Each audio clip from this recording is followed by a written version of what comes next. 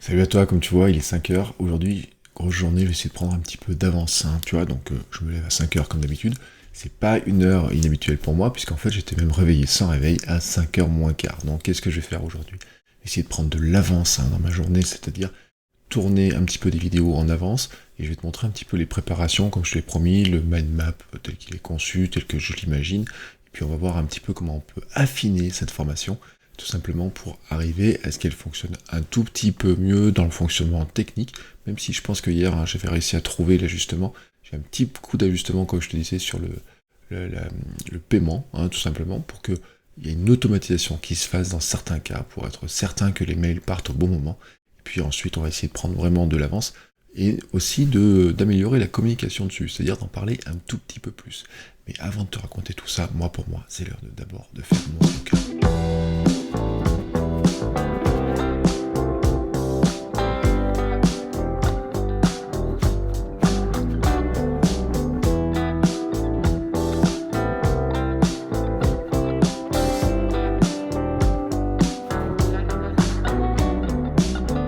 Et me revoici donc. Bon, 9h11, tu vois, j'ai pas chômé du tout. Maintenant, qu'est-ce que j'ai fait jusqu'à maintenant? Alors, tu vois, ce matin, je te l'ai pas dit au réveil, mais j'avais pas enregistré la vidéo du jour.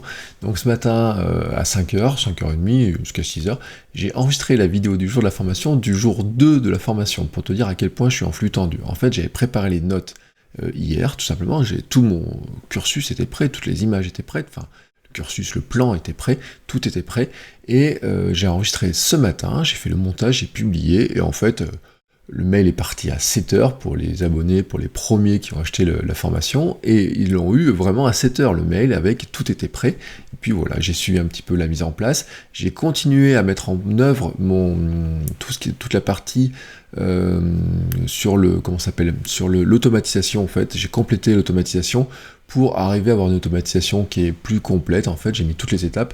Alors, je peux te montrer les étapes. En fait, c'est très simple. Maintenant, toutes les étapes sont prêtes.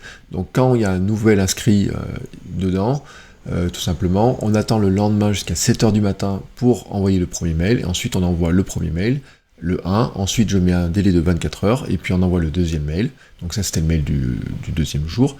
Et puis ensuite, j'ai planifié les autres mails. 3, 4, 5, 6... 7.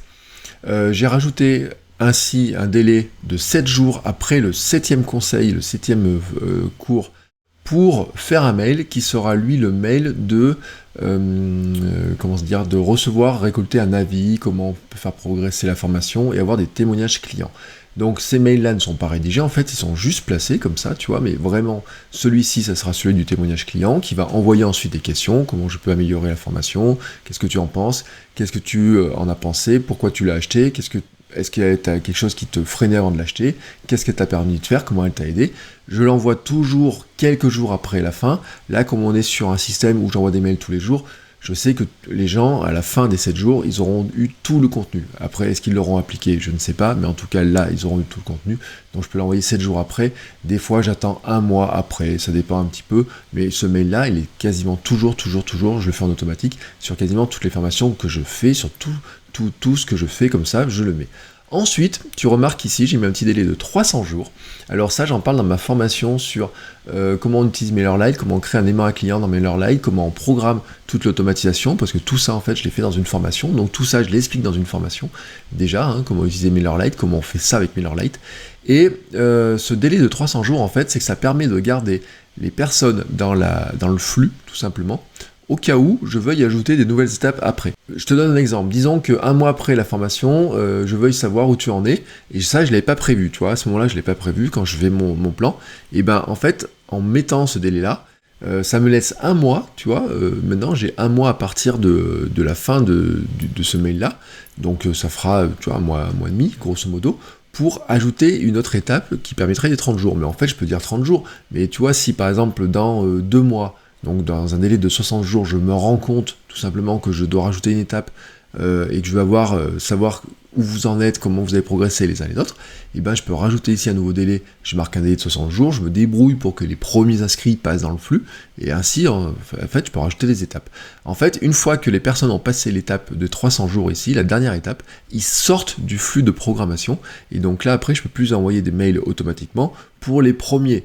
Je pourrais toujours le modifier pour ceux qui vont arriver ensuite, mais pas pour les premiers. Donc c'est pour ça que je garde toujours ce flux de 300 jours.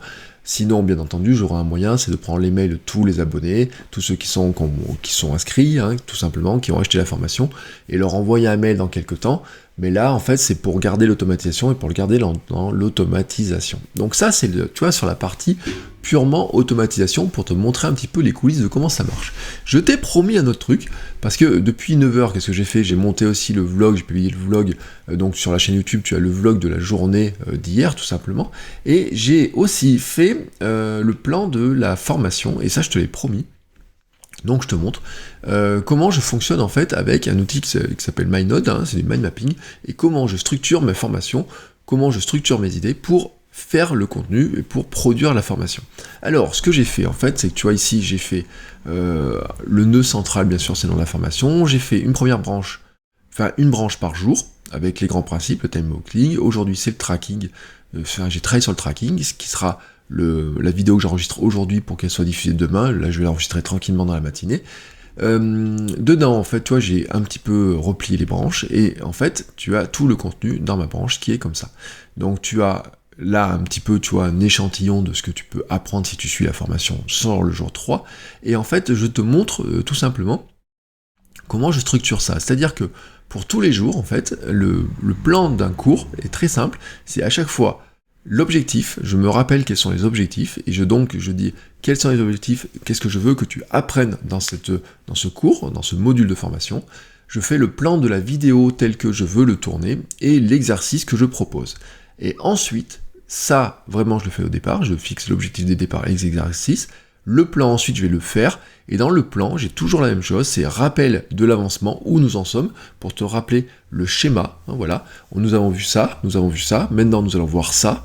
Pourquoi nous allons le voir? C'est le sujet du jour et l'intérêt, la vue globale du sujet pour replacer le sujet dans son contexte et à quoi ça sert, quel est son intérêt. Puis ensuite, comment on l'applique concrètement, et donc comment tu peux appliquer concrètement ces conseils. Par exemple, là, ça va être de te montrer avec 2 applications, comment avec 2 applications on arrive à faire ça. Et ensuite, un petit mot d'encouragement pour garder la motivation, pour te dire, bah voilà, on en est là, voici maintenant ce qu'il nous reste à faire, mais si ça te semble un petit peu compliqué, tu peux le faire de telle ou telle manière, tu peux ajuster, et rappelle-toi que l'important, dans ce cadre-là, c'est de progresser, parce que ça, c'est ma devise, on progresse tous les jours. Enfin, je finis la vidéo par un petit exercice, et c'est là, comme ça, tu vois, j'ai mon schéma. Alors bien entendu, derrière, il faut que je mette les grandes idées, les grands éléments. Ce qui va se passer ensuite, c'est qu'une fois que j'aurai fait les grandes idées, en fait, je vais les creuser de plus en plus. Tu vois, là, je rajoute, je creuse. Tout simplement, je vais creuser les branches au fur et à mesure, tu vois, on creuse encore, on creuse. Et là, tu vas remarquer qu'en fait, ce que je fais, c'est que c'est pas une vidéo qui est totalement scriptée. En revanche, ce que je fais, c'est que je ne vais pas lire ce qu'il y a à l'écran, mais par contre, ça me sert pour faire le mail que je vais t'envoyer. C'est-à-dire que ensuite, ce qui va se passer, c'est que je vais faire un export, je vais exporter ce fichier-là en Markdown, tout simplement. Donc ça va me donner un fichier texte que je vais pouvoir ouvrir dans un autre logiciel. Alors il faudrait que j'enregistre d'abord. Et ensuite, ce qui va se passer, c'est que ce fichier, je vais le récupérer donc dans mon logiciel d'écriture qui est Ulysse pour moi sur Mac. Et ça, Ulysse pour Mac, si je vais dans Formation Time Blocking, là tu vas retrouver le mail tel que je l'ai envoyé. Si je l'ouvre, tu vas remarquer que c'est un petit peu fouillis, tu vois, en fait c'est des listes à puces au départ, hein, c'est que ça. Mais en fait, ce qui se passe, c'est qu'ensuite, j'ai plus qu'à refaire la mise en forme, tu vas reprendre les grands éléments, retravailler, faire un petit peu tout ce qui est mise en forme, tout ce qui est, là par exemple, je sais pas si tu vois bien, ici, il y a du gras, il y a de l'italique, je pourrais mettre des liens, il y avait un mail hier, j'ai mis les listes à puces, tu vois, bon, tout est prêt. Ce qui fait qu'ensuite, ce que j'ai plus qu'à faire, c'est que je prends ce texte, le gros avantage de Markdown en fait, c'est que je peux prendre ce texte, et ensuite l'exporter directement en HTML, et dans ce cas-là, je récupère le bout de texte, et j'ai plus qu'à le copier-coller dans le mail, dans l'éditeur de mail de MailerLite, et à partir de là, je programme le mail, et demain matin, le mail à 7h partira, avec ce que je t'ai montré déjà, la vidéo, plus le texte. Mais ce bout de texte-là, en fait, le gros avantage de Markdown, c'est qu'il est formaté, mais je pourrais l'exporter aussi vers des choses, par exemple, qui soient du texte plus brut, plus classique. Je peux l'exporter vers du texte enrichi, comme tu vois ici, mais en fait, même si je rassemblais les documents, allez, je te fais la démonstration comme ça, je pourrais faire un export des deux documents, et par exemple, décider que je vais en faire un PDF. Allez, on va dire un PDF, on va faire un aperçu du PDF. Tac, jour 1, ton exercice du jour, jour 2, planifions ta journée.